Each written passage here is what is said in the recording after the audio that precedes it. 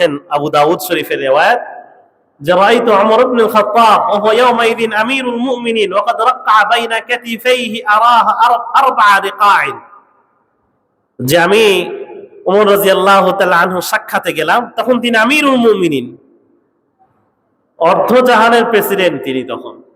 যে আমি দেখলাম যে তার জামার মধ্যে তার ঘাড়ের উপরে এরকম 4টা পট্টি দেওয়া, ছিঁড়ে গেছে, আবার অন্য জায়গার থেকে কাপড় নিয়ে সেখানে লাগানো। আমি এরকম তার জামা দেখলাম। এত সাদাসিধে জীবনযাপন ছিল। যে আরেক বর্ণায় আসছে আসলাম রাদিয়াল্লাহু তাআলা আনহু বলেন, আহমদ শরীফের রিওয়ায়াত, যে ওমর রাদিয়াল্লাহু তাআলা আনহু ঘি পছন্দ করতেন, ঘি দিয়ে খেতেন। তো একবার রাষ্ট্রে এরকম একটু দুর্ভিক্ষের মতো দেখা দিল যে তিনি খাওয়া বাদ দিয়ে দিলেন। তিনি সাধারণ যে তেল, যেই তেল খেলে সমস্যা হয়, গ্যাস্ট্রিকের সমস্যা হয়, তো সেই তেল খেলেন। তো ফায়কারকিরু বাতনুহু, তার পেটে এরকম আওয়াজ করতে লাগলো, গুড়গুড় আওয়াজ হতে লাগলো। তো তিনি পেটকে উদ্দেশ্য করে বললেন, কারকির মা শিতা ফাওয়াল্লাহি লা ইয়াকুলু সামান হাত্তা ইয়াকুলুন নাস, যে তুমি যত খুশি গিরগির করো, যত শুধু আওয়াজ করো, যাই করো, যে মানুষ যতদিন না ভালোভাবে খেতে পারবে তুমি পাবে না। হ্যাঁ, ওমর রাদিয়াল্লাহু তাআলা আনহু আমিরুল মুমিনিন আনাস ইবনে মালিক রাদিয়াল্লাহু তাআলা আনহু বলছেন, আমি একদিন তার সাথে হাঁটলাম, দেখলাম তিনি একটা দেয়াল আমাদেরকে রেখে, একটা দেয়াল ছিল, আড়াল ছিল, সে আড়ালের ওই পাশে গেল। ওই পাশে গিয়ে কেউ নাই, সে নিজের সাথে কথোপকথন করছে, ইয়া ওমর, হে ওমর, আমিরুল মুমিনিন, তুমি তো আমিরুল মুমিনিন, হ্যাঁ, নিজে তো এখন বাদশা হয়ে গেছো, প্রেসিডেন্ট হয়ে গেছো, নিজের সাথে কথা বলছে যে এখন তো তুমি প্রেসিডেন্ট, ওয়াল্লাহি লাউলা তাত্তাকিয়ান্নাল্লাহ সুবহানাহু ওয়া তাআলা লা ইউআযযিবান্নাক, তোমার মধ্যে যদি আল্লাহর ভয় না থাকে, যে ওমর তুমি যত বড়ই হও না কেন, তোমার মধ্যে যদি তাকওয়া না থাকে, আল্লাহর ভয় না থাকে, তাহলে আল্লাহ অবশ্যই তোমাকে শাস্তির আওতায় আনবেন। নিজেকে বলছেন, নিজেকে কাঠগড়ায় দাঁড় করাচ্ছেন, যে তোমার মধ্যে যদি পরিপূর্ণ তাকওয়া না থাকে, তুমি আমিরুল মুমিনিন হও, ইসলামের দ্বিতীয় খলিফা হও, আর যাই হও, লা ইউআযযিবান্নাক, আল্লাহ কিন্তু অবশ্যই তোমাকে শাস্তির আওতায় আনবেন। ওমর রাদিয়াল্লাহু তাআলা আনহু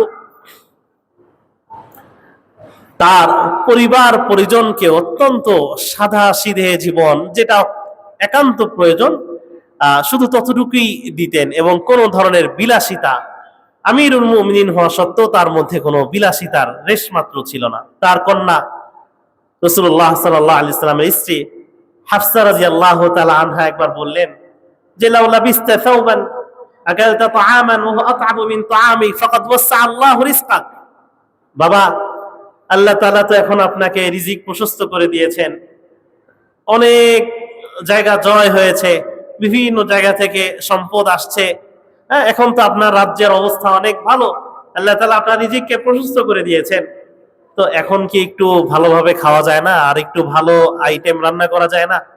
হ্যাঁ, যা খাচ্ছে এর থেকে খায়রু তাআমিনা, এর থেকে একটু ভালো খাওয়া যায় না?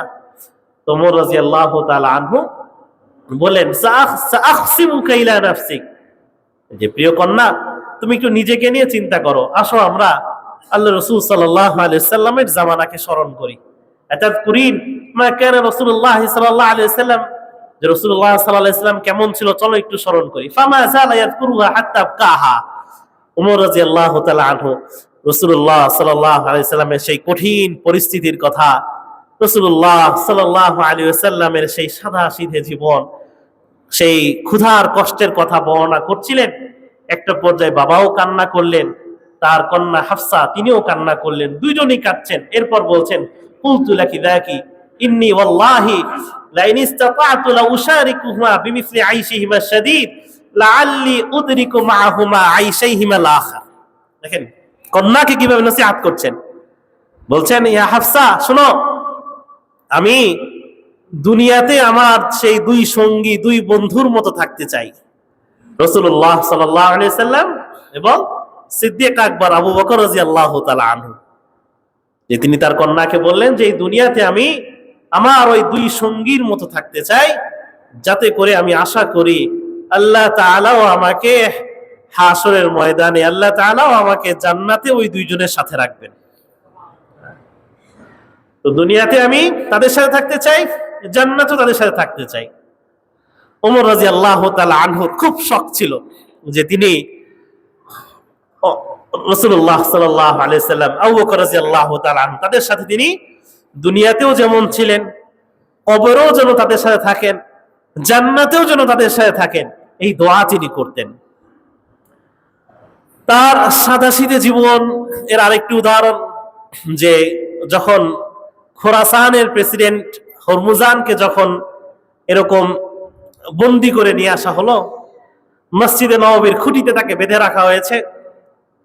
তো সেই খোরাসানের বাদশার যেই গোলাম ছিল, খাদেম ছিল, তো সেই খাদেম খুঁজতেছে যে আমাদের প্রেসিডেন্টকে তো বেঁধে রাখা হয়েছে, শিকলবন্দি রাখা হয়েছে, আমি একটু এই অঞ্চলের প্রেসিডেন্টের সাথে দেখা করে আসি। তো সে খুঁজতে খুঁজতে কোথাও পাচ্ছে না। একটা পর্যায়ে গিয়ে দেখলো যে ওমর ইবনে খাত্তাব রাদিয়াল্লাহু তাআলা আনহু তাকে পেল, যে তিনি তার চাবুক যেটা ছিল হাতে চাবুক, সেটাকে গোল করে মাথার নিচে বালিশ বানিয়ে সেখানে শুয়ে আছেন। তো তিনি বিশ্বাস করতে পারছিলেন না যে এই মুসলিম জাহানের প্রেসিডেন্ট এভাবে মাটিতে শুয়ে আছে। তো যখন হরমুজান তাকে দেখলো, তাকে বলল, আল্লাহি, যে এটা তোমাদের মালিক, আদালতা ফাআমিনতা ফানিমতা, যে আপনি আদালতা, আপনি ন্যায় সাফ প্রতিষ্ঠা করেছেন, ফাআমিনতা, আল্লাহ তাআলা আপনাকে নিরাপদ রেখেছেন। যে আপনি ইনসাফ প্রতিষ্ঠা করেছেন, ফাআমিনতা, আপনি নিরাপদ থেকেছেন, ফানিমতা, অতঃপর আপনি শান্তির ঘুম দিয়েছেন। তো এই কথাটা পরবর্তীতে প্রসিদ্ধ হয়ে যায় ওমর রাদিয়াল্লাহু তাআলা আনহুর ব্যাপারে, যে আদিলতা ফাআমিনতা ফানিমতা, যে আপনি ইনসাফ প্রতিষ্ঠা করেছেন, এই ইনসাফ প্রতিষ্ঠার বদলেই আল্লাহ তাআলা আপনাকে এরকম নিরাপত্তা দান করেছেন।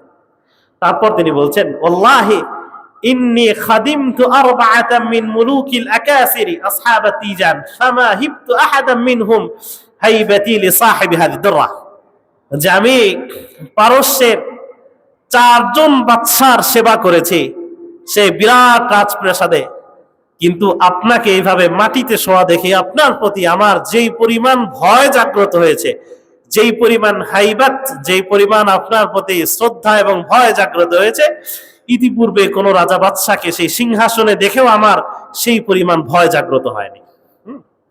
তো কেমন ছিলেন ওমর ইবনে খাত্তাব রাদিয়াল্লাহু তাআলা আনহু, মাটিতে শুয়ে সারা দুনিয়া শাসন করেছিলেন।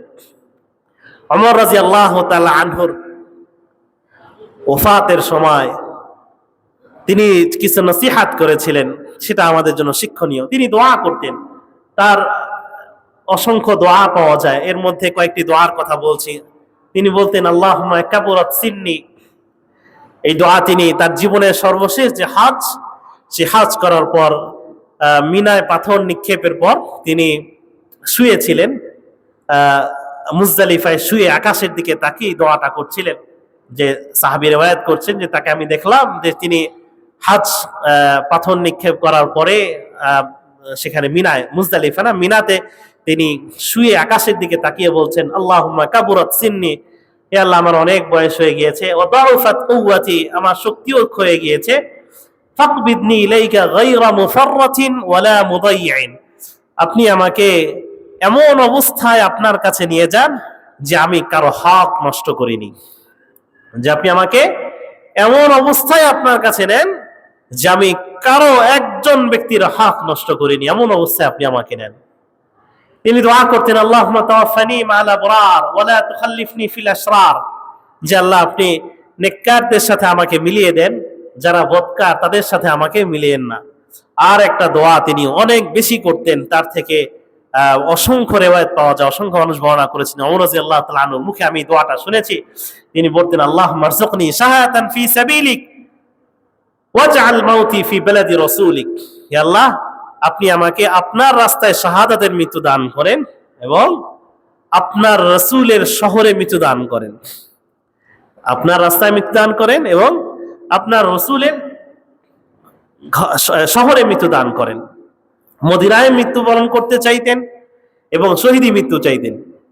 তিনি এই দোয়াটা এত বেশি করতেন যে তার কন্যা হাফসা রাদিয়াল্লাহু তাআলা আনহা বললেন যে বাবা, আপনি এই মদিনায় বসে বসে শহীদি মৃত্যু চাচ্ছেন? যদি শহীদি মৃত্যুই চান তাহলে আপনি মদিনার বাইরে যান, আপনি সীমান্তে যান, হ্যাঁ, সম্মুখ যুদ্ধে। এখানে বসে তো শহীদ হওয়ার কোনো অপশন নাই। আপনি আমিরুল মুমিনিন, কে কে এখানে লড়াই করতে আসবে? মদিনায় তো কোনো বাহিনী আসবে না। ওমর রাদিয়াল্লাহু তাআলা আনহু বললেন যে না, আমি এখানে থেকেই আল্লাহ তাআলার কাছে শাহাদাতের তামান্না করি, এবং আল্লাহ তাআলা তার সেই দোয়া কবুল করেছিলেন। আমরা জানি ওমর রাদিয়াল্লাহু তাআলা আনহু ফজরের নামাজ পড়ছিলেন, ফজরের নামাজের ইমামতি করছিলেন। এমন সময় আবু লুলু নামে একটা লোক এসে এরকম যেই তরবারির দুই পাশেই ধারালো ছিল, সেই তরবারি নিয়ে আরো অনেক মুসল্লিদেরকে আহত করে ওমর রাদিয়াল্লাহু তাআলা আনহুকে আঘাত করে, এবং সে আঘাত অত্যন্ত মারাত্মক ছিল যে ওমর রাদিয়াল্লাহু তাআলা আনহু নারী ভুঁড়ির একাংশ বের হয়ে যায়। যে তার ইন্তেকালের পরে যখন তাকে রুমে নেওয়া হয়, তাকে দুধ খাওয়ানো হয়, পানি খাওয়ানো হয়, যে বর্ণায় এসেছে যে সেটা বের হয়ে যাচ্ছিল তার পেট দিয়ে। তিনি যখন আহত হন, তিনি পড়ে যান, কিন্তু নামাজ নষ্ট হতে দেননি।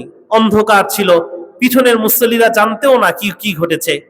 হ্যাঁ, পিছনে আব্দুর রহমান ইবনে আউফ রাদিয়াল্লাহু তাআলা আনহু ছিলেন, আশারায়ে মুবাশশারা সাহাবী।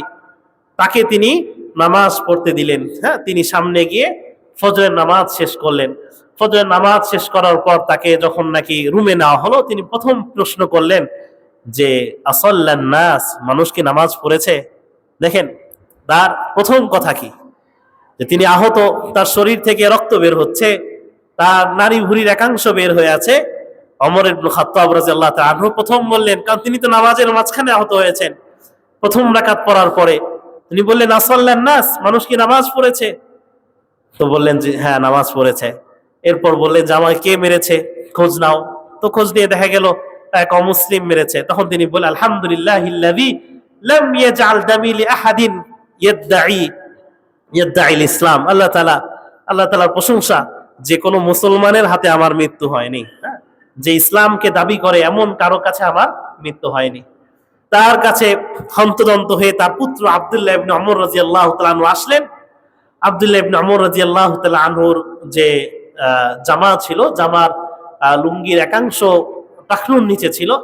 তখনও তিনি নসিহত করেন, ইয়া ইবনে ওমর, তুমি ইরফা সাওবাক, তুমি কাপড় উঠাও।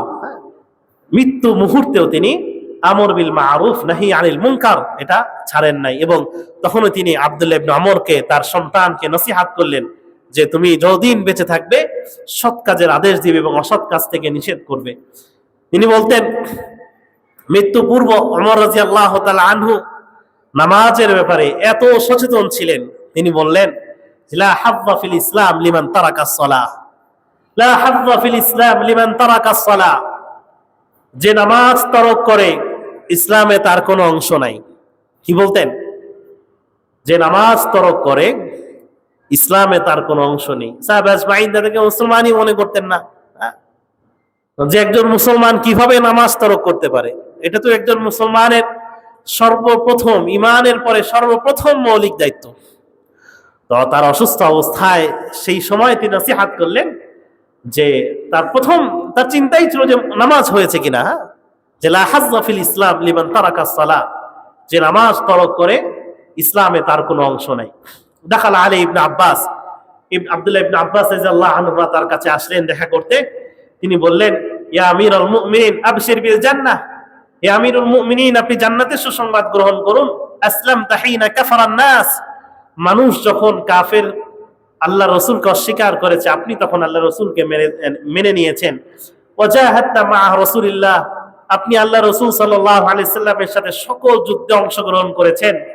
ওয়া কুবিদা রাসূলুল্লাহ ওয়া হুয়া আনকা রাদিন, আল্লাহ রসুল সাল্লাল্লাহু আলাইহি ওয়াসাল্লাম এমন অবস্থায় ইন্তেকাল করেছেন যে তিনি আপনার প্রতি সন্তুষ্ট ছিলেন। ওয়ালাম ইয়াখতালিফ ফি খিলাফাতিকা ইসনান ওয়া কুতিলতা শাহীদা, এবং আপনার এই খলিফা জীবন, 10 বছরের খেলাফত জীবন এত চমৎকার ছিল যে দুইজন ব্যক্তিও পাওয়া যায় না যে আপনার এই খেলাফতের বিরোধিতা করেছে।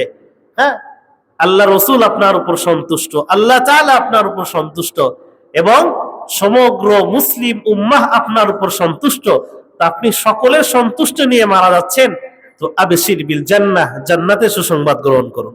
গত জুমায় বলেছে যে রাসূলুল্লাহ সাল্লাল্লাহু আলাইহি সাল্লাম মৃত্যু কিভাবে হবে তাফসীর আলোচনা হয়েছে, যে জন্য বলেছেন যে তোমার মৃত্যু যেন ইমানের উপর হয়, আখিরাতের বিশ্বাসের উপর হয়, এবং বিশেষত এমন অবস্থায় হয় যে মানুষ যেন তোমার ব্যাপারে ভালো কথা বলে।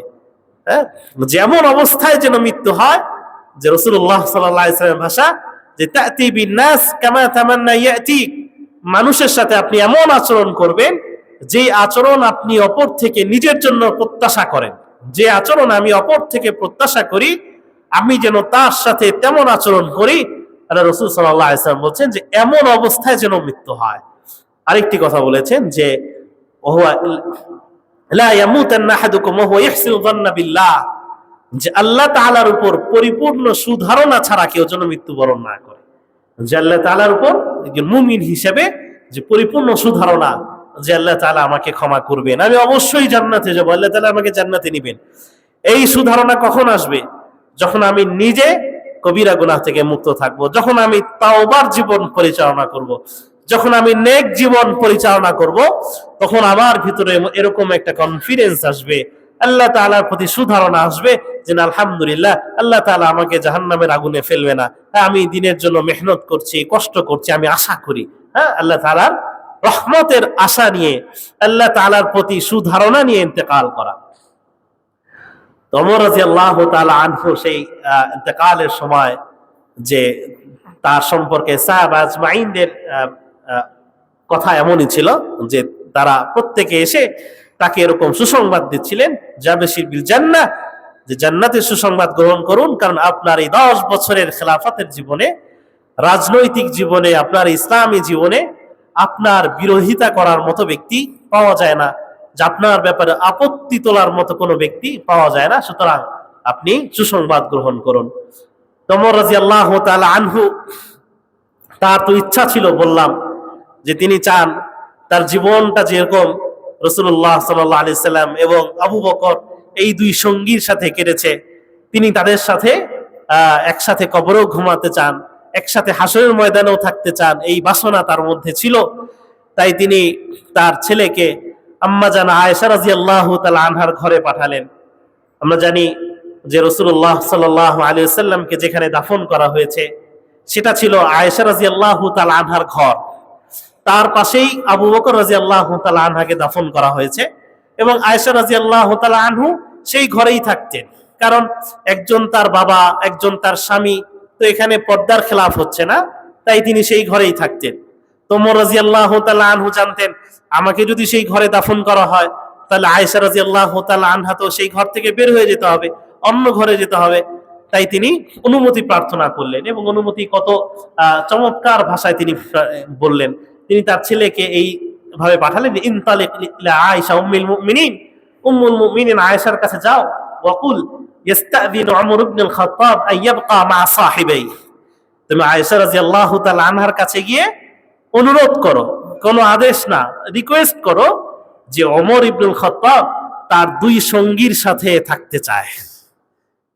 ওমর ইবনুল খাত্তাব তার দুই সঙ্গীর সাথে থাকতে চায়। ফাসাল্লামা আব্দুল্লাহ ইবনে ওমর রাদিয়াল্লাহু তাআলা আনহু সালাম দিলেন, অনুমতি চাইলেন। তারপর দেখলেন যে আয়েশা রাদিয়াল্লাহু তাআলা আনহা কাঁদছেন, পর্দার আড়ালে কাঁদছেন। তিনি বললেন যে ওমর আপনার উপর সালাম পাঠিয়েছে এবং তিনি তার দুই সঙ্গীর সাথে দাফন একসাথে থাকতে চায়। আয়েশা রাদিয়াল্লাহু তাআলা আনহা বললেন যে উরিদুহু লিনাফসি ওয়ালা উয়াসসিরান্নাহু বিহিল ইয়াওমা আলা নাফসি, যে আমি তো ভেবেছিলাম যে আমার কবরটাও এখানে হবে, আমি তো এই ঘরটা আমার নিজের জন্যই রাখতে চেয়েছিলাম ইন্তেকাল পর্যন্ত, কিন্তু আজকে আমি আমার নিজের উপর ওমর ইবনুল খাত্তাবকে প্রাধান্য দিতে চাই। আমি অনুমতি দিলাম। আয়েশা রাদিয়াল্লাহু তাআলা আনহা সেই ঘর থেকে বের হয়ে অন্য ঘরে গেলেন এবং ওমর ইবনুল খাত্তাব রাদিয়াল্লাহু তাআলা আনহুকে সেখানে দাফন করা হয়।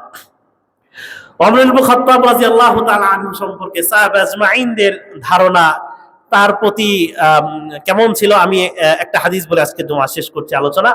আব্দুল্লাহ ইবনে আব্বাস রাদিয়াল্লাহু আনহু বলেন, এটা বুখারী শরীফের বর্ণনা, যে ওদিয়া ওমর ইবনুল খাত্তাব আলা সারিরিহি ফাতাকফিনুহু الناس يدعون ويثنون ويصلون عليه وانا فيهم। ওমর ইবনুল খাত্তাব রাদিয়াল্লাহু তাআলা আনহুকে যখন দাফন করা হচ্ছিল তখন আমি সেখানে ছিলাম, মানুষ তার প্রশংসা করছিল, সকলেই তার প্রশংসা করছিল, তার জন্য দোয়া করছিল। ফালাম ইয়ারানি ইল্লা বিরাজুলিন ক্বাদ আখাযা বিমানকাবি মিন ওয়ারাই, একজন আমার ঘাড় ধরলো। ফালতাফাতু ইলাইহি, আমি তাকালাম, দেখলাম যে হু আলী রাদিয়াল্লাহু তাআলা আনহু, আলী রাদিয়াল্লাহু তাআলা আনহু। ফাতারাহামা আলা আমর, তিনি কাঁদতে কাঁদতে ওমর রাদিয়াল্লাহু তাআলা আনহুর জন্য দোয়া করছিলেন। তিনি বললেন, ওমর ইবনে খাত্তাবকে উদ্দেশ্য করে বলছেন, মা খাল্লাফতা আহাদান আহাব্বু ইলাইকা ইল্লা আলকা বিমিসলি আমালিহি মিনকা ওয়া আইমুল্লাহ ইন কুনতু লা আযুন্নু ইয়াজআলাকা আল্লাহ মা সাহিবাইক। আলী রাদিয়াল্লাহু তাআলা আনহু বলছেন যে, হে ওমর, আপনি ছাড়া আমি অন্য কারো হওয়ার মতো আশা পোষণ করতাম না, যে আমি আল্লাহ তাআলার কাছে এই দোয়া করতাম যে আমি যেন ওমর ইবনে খাত্তাবের মতো আমল নিয়ে মরতে পারি। কে বলতেন? আলী রাদিয়াল্লাহু তাআলা আনহু। বুখারী শরীফের বর্ণনা যে মা খাল্লাফতা আহাদান আহাব্বা ইলাইয়া আলকাল্লাহ, আপনি এমন কাউকে রেখে যান নাই যে যার মতো আমি হতে চাবো, আমি তো আপনার মতো হতে চাইতাম। ওমর ইবনে খাত্তাব সাহাবীদের মাঝেও আদর্শ ছিলেন, আমাদের আদর্শ কেন হবে না? সাহাবীদের মাঝে কিবারে সাহাবীরাও তাকে আদর্শ ভাবতেন, তার ইলমের কথা বলতেন, তার আমলের কথা বলতেন। আব্দুল্লাহ ইবনে মাসউদ রাদিয়াল্লাহু তাআলা আনহু বলেন যে ওমর রাদিয়াল্লাহু তাআলা আনহু ইসলামের দুর্গ ছিল, এমন দুর্গ ছিল যে তিনি যতদিন জীবিত ছিলেন মানুষ শুধু ইসলামের দিকে এসেছে, ইসলামের দিকে এসেছে। তার ইন্তেকালের পরে এই দুর্গটা ভেঙে যায়, এরপর মানুষ ইসলাম থেকে আস্তে আস্তে দূরে চলে যেতে থাকে, দূরে চলে যেতে থাকে। তো আলী রাদিয়াল্লাহু তাআলা আনহু বলেন যে কুনতু লা আযুন্নু ইয়াজআলাল্লাহু মা সাহিবাইক, আমার ধারণা ছিল যে আল্লাহ তাআলা আপনাকে আপনার দুই সঙ্গীর সাথেই রাখবেন। কেন এই ধারণা হয়েছিল? কারণ আমি কুনতু আকসারু আসমাউ রাসূলুল্লাহ সাল্লাল্লাহু আলাইহি ওয়াসাল্লাম, আমি রাসূলুল্লাহ সাল্লাল্লাহু আলাইহি ওয়াসাল্লামের মুখে প্রায়ই আপনার নাম শুনতাম, যে জিতু আনা আবু বকর, দাখালতু আনা ওয়া আবু বকর, খারাজতু আনা ওয়া আবু বকর। আমি এবং আল্লাহ রাসূল সাল্লাল্লাহু আলাইহি ওয়াসাল্লাম বলতেন যে আমি, আবু বকর এবং ওমর, আমরা তিনজন একসাথে গেলাম, আমরা তিনজন একসাথে এই কাজ করলাম, আমরা তিনজন বের হলাম, আমরা তিনজন প্রবেশ করলাম। কতটা সখ্যতা এবং কতটা সোহবত ছিল ওমর রাদিয়াল্লাহু তাআলা আনহু। তিনি আল্লাহ রাসূল সাল্লাল্লাহু আলাইহি ওয়াসাল্লামের দরবারে এমন ভাবে থাকতেন যে তিনি যদি ঘরে যেতেন, বাসায় যেতেন, তার একান্ত কাজে আরেকজন আনসারী সাহাবীর সাথে বদলা চুক্তি করে যাইতেন যে আমি যতক্ষণ অনুপস্থিত থাকবো এই সময়টা তুমি থাকবা, আল্লাহ রাসূল সাল্লাল্লাহু আলাইহি ওয়াসাল্লাম কিছু বললে সেটা আমাকে শোনাবা, আবার তুমি যখন থাকবা না আমি তখন থাকবো, যে পালা করে একটা মুহূর্ত যেন আল্লাহ রাসূল সাল্লাল্লাহু আলাইহি ওয়াসাল্লাম থেকে মিস না হয়। কিভাবে আনুগত্য করতেন, কিভাবে আল্লাহ রাসূল সাল্লাল্লাহু আলাইহি ওয়াসাল্লামের সুহবত, তার প্রতি ভালোবাসা, তার সঙ্গ এবং তার আনুগত্য কিভাবে তিনি পালন করেছেন, এবং আল্লাহ তাআলা তার সেই দোয়া কবুল করেছেন, যে দোয়া তিনি সারা জীবন করতেন যে আল্লাহ আপনি আমাকে শহীদি মৃত্যু দান করেন। আল্লাহ তাআলা তাকে শহীদি মৃত্যু দান করেছেন। এবং রাসূলুল্লাহ সাল্লাল্লাহু আলাইহি ওয়াসাল্লামের শহরে ইন্তেকাল করতে চেয়েছিলেন, কেন? তার আশা ছিল সেই দুই সঙ্গীর পাশে শোয়া, মুহাম্মদুর রাসূলুল্লাহ সাল্লাল্লাহু আলাইহি ওয়াসাল্লাম এবং আবু বকর সিদ্দিক রাদিয়াল্লাহু তাআলা আনহু, তাদের সঙ্গে শোয়া। কারণ তিনি কি বলতেন? ওয়া আনা আরজু আন ইয়াজআলাল্লাহু মা সাহিবাইয়া ফিল জান্নাহ, আমি আশা করি আল্লাহ তাআলা আমাকে দুনিয়াতে আমি যেরকম তাদের সাথে ছিলাম, জান্নাতেও আল্লাহ তাআলা আমাকে তাদের সাথে রাখবেন। এই আশা নিয়ে তিনি দুনিয়া থেকে যান। তো সাহাবা আজমাইনদের এই আলোচনা আমাদের জন্য খুবই গুরুত্বপূর্ণ। ওয়াকানা সালাফ, আব্দুল্লাহ ইবনে মাসউদ বলতেন যে ওয়াকানা সালাফ ইউআল্লিমুনা আওলাদাহুম হুব্বা আবি বকর ওয়া উমর কামা ইউআল্লিমুনা সূরা মিনাল কুরআন। কত বড় কথা যে সালফে সালেহিন, সাহাবা আজমাইন, তাবেঈন, তারা আবু বকর এবং ওমরের প্রতি ভালোবাসা সন্তানদেরকে শিখাতেন, অন্যদেরকে শিখাতেন, দর্শে শিখাতেন যে আবু বকরকে ভালোবাসতে হবে, ওমরকে ভালোবাসতে হবে। কামা ইউআল্লিমুনা সূরা মিনাল কুরআন, কোরআনের একটা সূরা যেভাবে শিখাতেন, কোরআনের একটা সূরা যেভাবে শিখাতেন, সেভাবে আবু বকর এবং ওমরের প্রতি ভালোবাসাও শিখাতেন। তো এই সাহাবীদের প্রতি ভালোবাসা প্রয়োজন আছে কিনা? হুব্বে সাহাবী প্রয়োজন আছে কিনা? তারা ইসলামের আদর্শ, তাদের জীবন, তাদের প্রত্যেকটা কর্ম, তাদের সম্পর্কে অন্য সাহাবীদের যে উক্তি, কিবারে সাহাবী, তারা আমাদের জন্য আদর্শ। আমরা চাই দুনিয়াতে আমরা তাদের প্রতি যেমন ভালোবাসা প্রদর্শন করে তাদের পদাঙ্ক অনুসরণ করব, যাতে করে জান্নাতেও আল্লাহ তাআলা আমাদেরকে আল্লাহ রাসূলের সাথে, সাহাবীদের সাথে আল্লাহ তাআলা আমাদেরকে মিলিয়ে দেন। আমরা এই দোয়া করি, আল্লাহ তাআলা আমাদের সকলকে কবুল করে নিন। ওয়া আখিরু দাওয়ানা আনিল হামদুলিল্লাহি রাব্বিল আলামিন।